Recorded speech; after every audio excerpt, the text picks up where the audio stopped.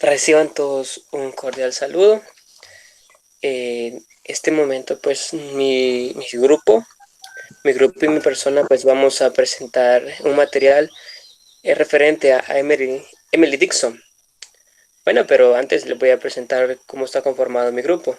Está conformado por Brenda Rugamas, Ramón Mejía y mi persona, Cristian Madrid.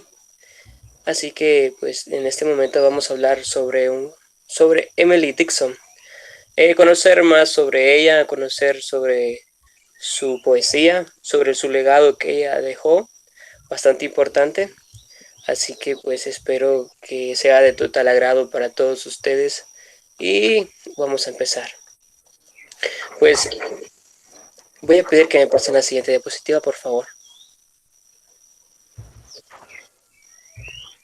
Eh, Emily Dixon. Emily Dixon pues nació en Massachusetts el 10 de diciembre de 1830 y falleció el 15 de mayo de 1886, a sus 55 años. Fue una poetisa estadounidense cuya obra, por su especial sensibilidad, misterio y profundidad, ha sido celebrada como una de las más grandes de la habla inglesa de todos los tiempos. Bueno, pues nos damos cuenta de que Emily Dixon pues fue una representante, una poetisa que pues a través de, ¿cómo decirles? A través de su legado, pues ella nos muestra una obra, una magna obra eh, perdón, bueno, a través de ella, pues esta carta se recopila a través de una, de una, de una variante de cartas. Este libro está conformado por una variante de cartas. Por ejemplo, una carta de alegría de la tierra denegada de los dioses. Pues se recogen en este libro cartas de pequeños breves poemas de la gran autora estadounidense que escribía sobre la correspondencia en esbozos. Tal de sus poemas mayores nos encontramos con la poesía de lo doméstico, de lo privado, además de descifrar algunas claves artísticas de la poeta, la más moderna de su época, alejada de cualquier movimiento literario. Y pues la editorial nórdica es la que se encarga de una antología de la poetisa de Emily Dixon, bajo el título de Preferiría ser amada. Como les decía, pues este recoge poemas y cartas en primera vez en español, una pequeña muestra en los envelopes de los poems. Ese es el título que se le da al poemario de ella, Emily's Poems, que el autor escribió a lo largo de su vida todo su pasado. Entonces, de esta manera, pues es un clásico literario. Y ya que esta obra pues está en inglés, pero es traducida todos sus poemas al español, pero está bajo el nombre de Evelyn Poems. Así que le voy a pedir a la compañera que me pase la siguiente diapositiva.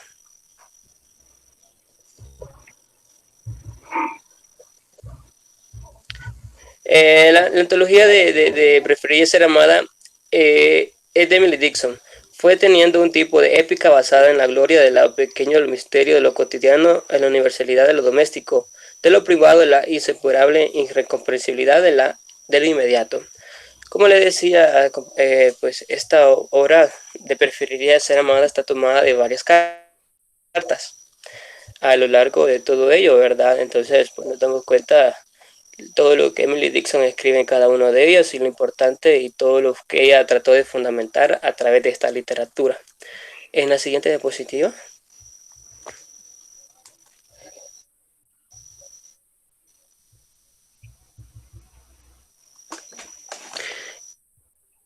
Eh, bueno, dice, ¿cómo es el narrador dentro de la historia?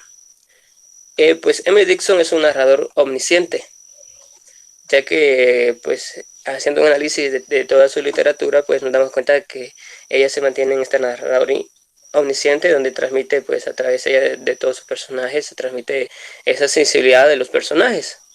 y los personajes son los protagonistas, los antagonistas, y los personajes pues son protagonistas y muy pocas veces son secundarios dentro de la obra. En realidad la actancia de los personajes son reales. Pues la verdad que dentro de esto pues han logrado identificar que los personajes pues son bastante naturales, ¿verdad? Como les decía, pues Emily trata de contrastar en todos sus escritos la realidad de sus personajes, pues todo lo que estaba sucediendo a su alrededor. Y pues de esta manera es como se va dando todo este contexto dentro dentro de este poemario, ¿verdad? Así que pues esto sería lo que yo les podría poder dar desde mi parte. Así que pues voy a dejar a mis compañeros que sigan hablando más referente a ella. Así que les cedo ahí, siguiente compañero. Bueno, tengan un buen día. Siguiendo la exposición sobre Emily Dickinson y sobre su obra Preferiría ser amada, vamos a identificar los elementos narratológicos en la obra, ya sean indicios, catálisis, secuencias y acciones. Bien, iniciamos con esta frase que está en uno de sus poemas de esta antología que dice: una carta es una alegría de la tierra denegada a los dioses. Ahora bien, como ya ha explicado mi compañero, esta obra de Emily Dickinson, Preferiría ser amada, no es más que una antología que se toma de cartas que ella estuvo escribiendo a lo largo de su vida y unos cuantos poemas, porque Emily Dickinson durante su vida llegó a escribir más de 1000 poemas, entonces es un poco difícil eh, recopilarlos todos en una sola edición. Entonces, en Preferiría ser amada tenemos cartas que ella escribió a su cuñada, a su mentor, a su hermano, y tenemos unos poemas. Dice de que en esa antología recogemos algunas de las cartas y de los pequeños y breves poemas que la gran autora estadounidense escribía sobre sus correspondencias, como esbozo tal vez de sus poemas mayores. Nos reencontramos con su poesía, claves artísticas de la poesía más moderna de su época, alejada de cualquier movimiento literario. Este es un punto bastante importante.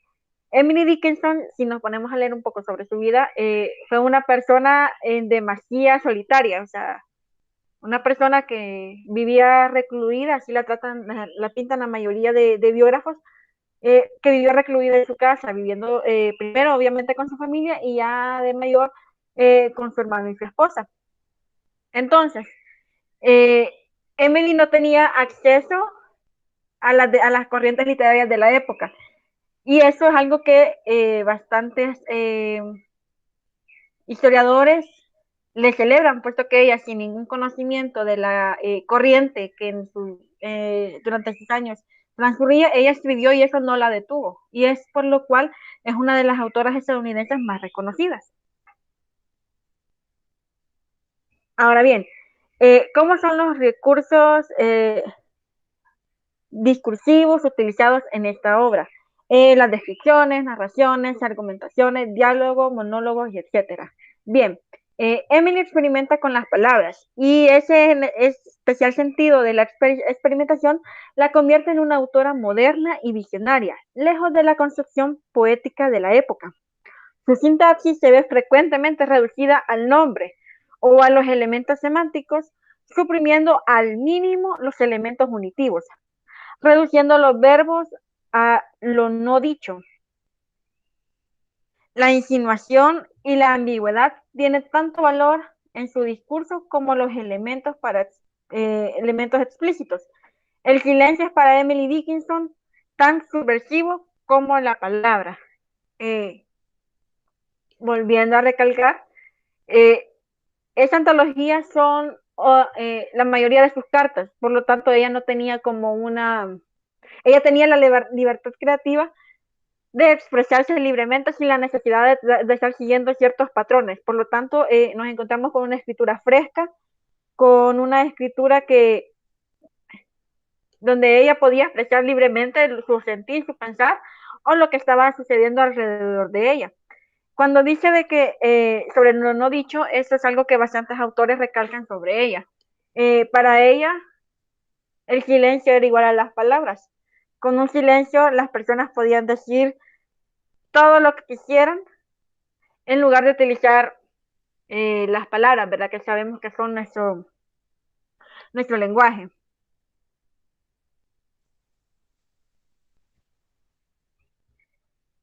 También tenemos el lenguaje figurado, el sarcasmo, hipérbole, detalle, humor, tensión, etcétera. Algo bastante característico de Emily es que eh, ella utilizaba la ironía, la utilizaba bastante en sus escritos. Como dice acá, el lenguaje poético de Dickinson suele crear una especial ambigüedad sintáctica y semántica por medio del uso de una simple frase que describe dos sujetos diferentes, normalmente sin establecer la división de estos contextos a través de la puntuación. El sentido especial de la ironía, muy en consonancia con el concepto de epígrama, es una breve composición en verso en la que se expresa un pensamiento, a veces festivo o a veces satírico. Como les explicaba, y nuestro compañero anterior decía, la mayoría de sus poemas, al ser estadounidenses, estaban escritos en inglés. Entonces, quizás al momento de la traducción se pierde un poco la idea, ¿verdad?, que ella quería dar, ya sea por sonidos similares, que en la pronunciación ¿cómo se llama?, se escuchaban igual, pero a la hora de trasladarlos al español no es así. Pero en su idioma materno sí se aprecian estos detalles de Emily. Y claro, ¿verdad?, hablar sobre la ironía, que como decía anteriormente, ella al ser antología, eh, parte de sus cartas personales con las que ella intercambiaba con su familia y conocidos, ella tenía total libertad de expresarse como quería, ¿no? Entonces, la ironía era una parte fundamental de sus escritos. Bien, la historia se parece a la realidad, es extraña, sobrenatural, extraordinaria, etcétera. Volviendo a recalcar, al ser cartas y unos cuantos de sus poemas, esto hace que sean escritos en la realidad. En el caso de las cartas, eran escritas sobre su vida cotidiana, sobre su vida diaria.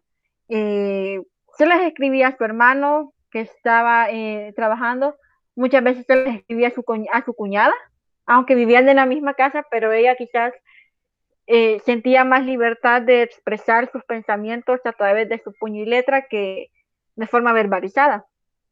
Y en cuanto a los poemas, eh, la mayoría de poemas de Emily están inspirados posiblemente en la Biblia. Habla acerca de la muerte, habla acerca de eh, la muerte, el diablo, pero teniendo connotación de que estos son escritos que ella sabía ocultar sus verdaderas intenciones, palabras, nos podemos dar cuenta que todos los escritos de Emily llevaban algo de realidad. Así es, ahora que voy a dar paso eh, a mi compañero. Tengan todos una excelente jornada. Dependiendo de en qué momento la están viendo, yo les voy a hablar sobre el extrañamiento. El extrañamiento es explicar de qué manera se logra este efecto. ¿Cuál efecto? El de emociones. Se alcanzan a leer la obra. Al momento de leer sus cartas, hace que conozcamos la autora un poco más y que sintamos más cercana, más humana, si es posible, dirigidas a sus amigos, familiares y también al que día a día considera su preceptor. Rebosan sensiblemente en los sentimientos. Sus poemas son sugerentes, intensos y expresivos para leer y releer, y con gran acierto se incluye su versión original en inglés. Cartas y poemas versan sobre asuntos cotidianos, la naturaleza y los pequeños detalles que afectaban a la sencilla vida de esta autora, sobre la que hay tantas incógnitas. Siguiente diapositiva, por favor.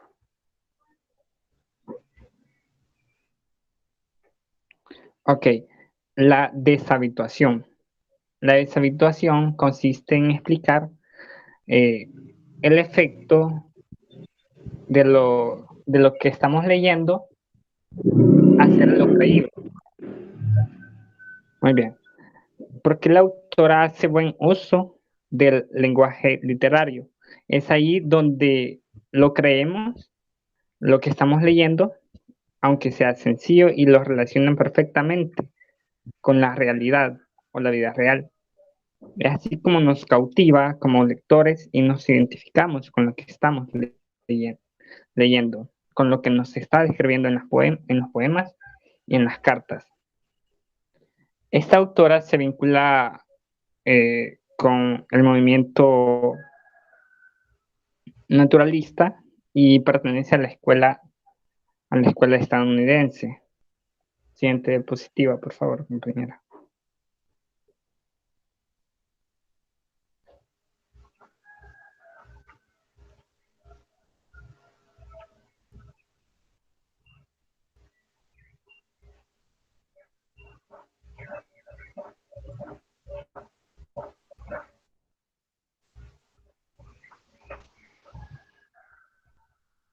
Muy bien. Identificación y contextualización del autor.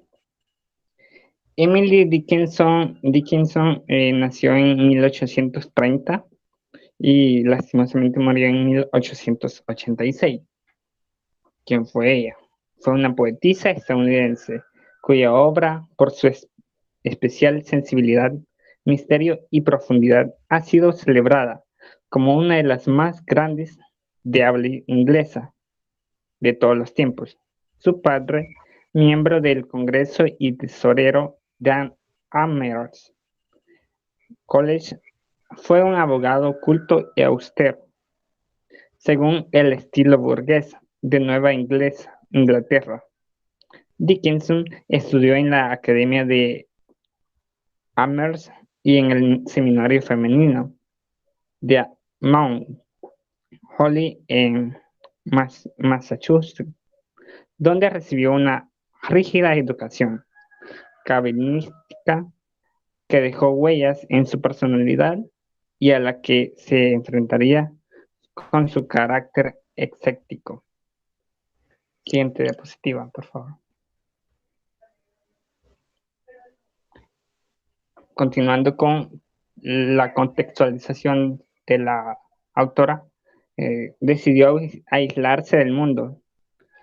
Como lo decían mis compañeros anteriormente, ella decidió aislarse del mundo para escribir con mejor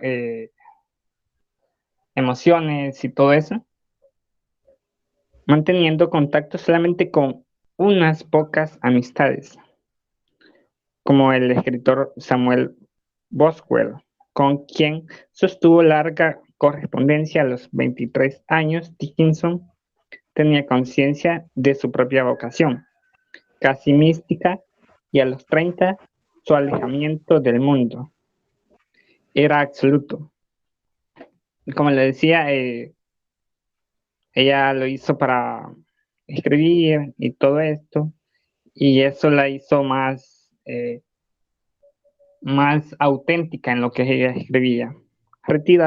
Retirada en la casa paterna, se dedicaba a las ocupaciones domésticas y grabateaba en pedazos de papel, con frecuencias ocultos en los cajones, sus apuntes y versos que después de su muerte se revelaron como uno de los logros poéticos más notables de la América del siglo.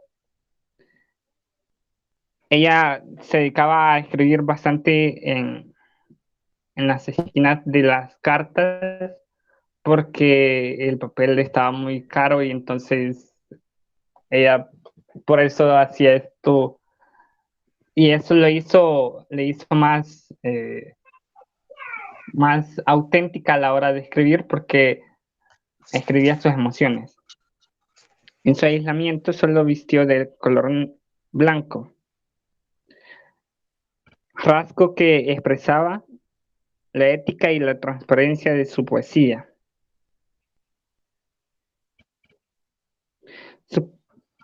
Siguiente diapositiva, por favor.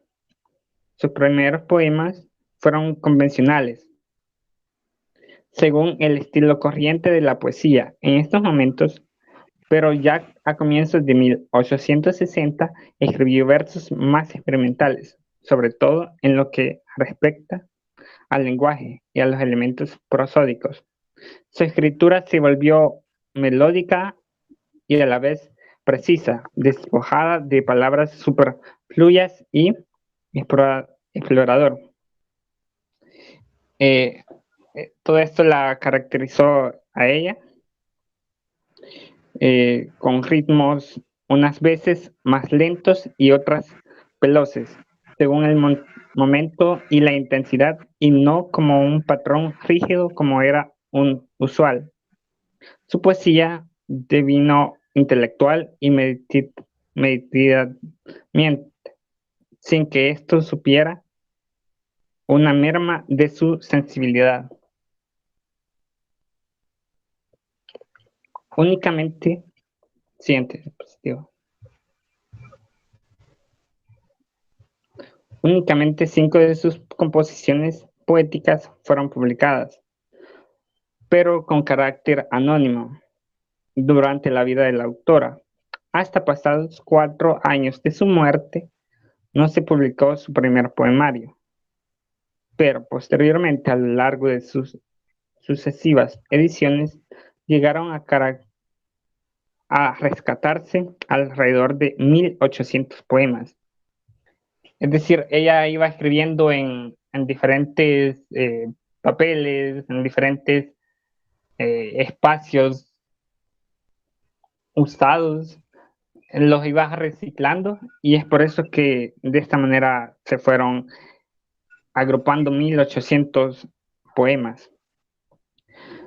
Y no fue hasta a partir de 1920 que Dickinson alcanzó su posición prominente en la historia de la literatura norteamericana. Este aspecto constituyó una fecha notable el año 1924, en el que su sobrina Martha Dickinson Bianchi publicó That Life and Letters of Emily Dickinson, texto al cual opuso Genevieve Taggart en 1930. Of Emily Dickinson. Esta ha sido nuestra exposición. Tengan todos una excelente jornada. Muchísimas gracias.